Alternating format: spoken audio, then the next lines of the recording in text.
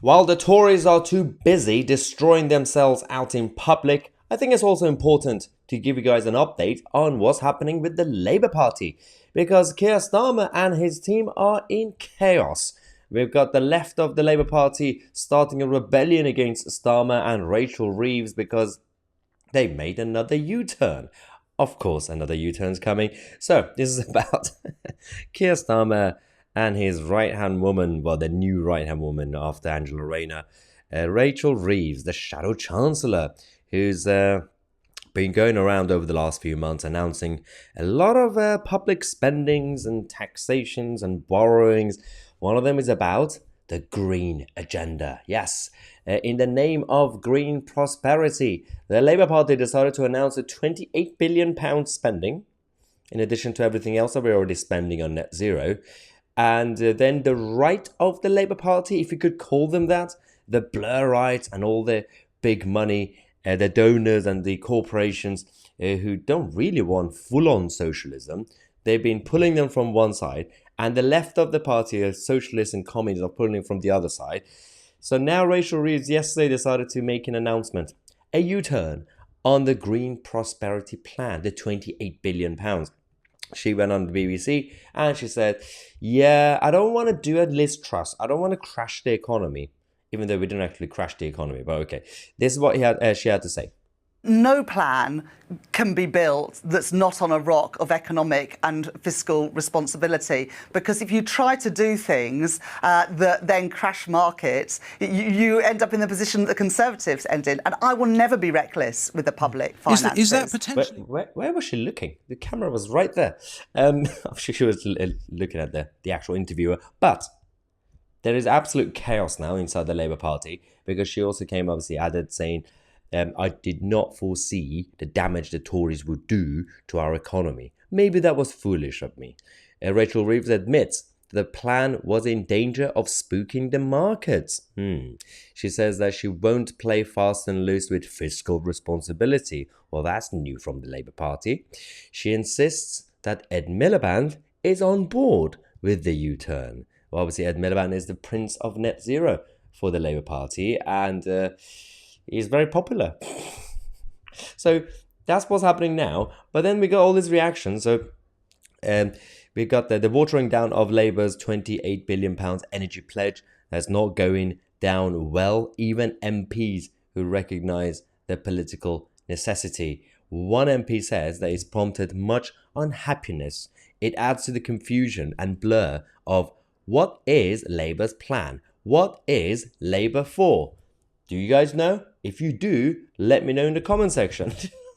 So, we've got so many reactions. The same MP notes that the Labour Party wants to avoid a Nick Clegg-like iron-cast commitment to a pledge. Obviously, he did that with the tuition fees in 2010. That can't be delivered in office. But he also warns against falling behind the neighbours in the EU and America, which are spending big on inflation reduction acts. Well, the whole Inflation Reduction Act, that's not going too well for Joe Biden.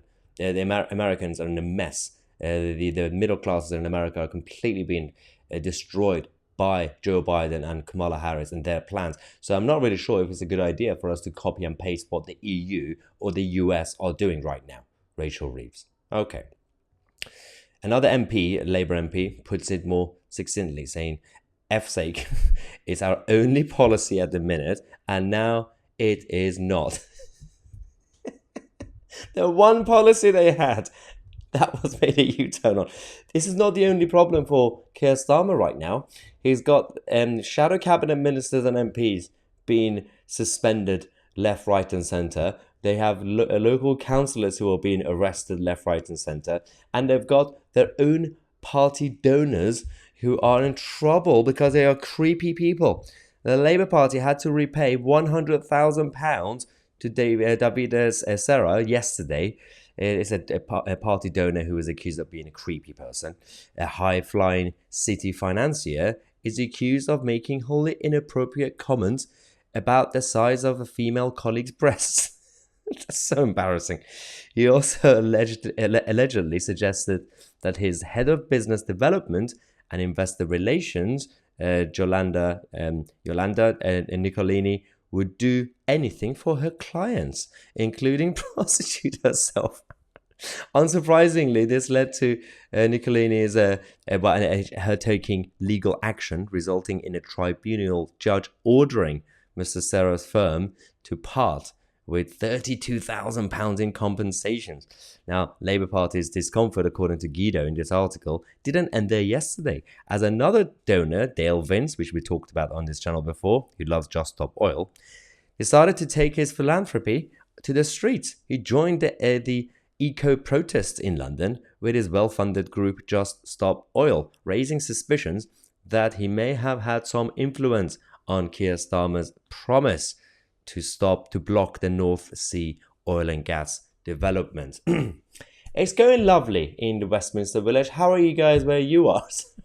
Everything's peaceful this weekend. Everything's great. And as I said in the live stream, tomorrow's my birthday. It's supposed to be my birthday weekend. And I don't think I'm going to take a break. But it's okay. I'm loving my job. I'm reporting you guys the things that you're not going to get from the mainstream media. Thanks to your support, we will continue to do so.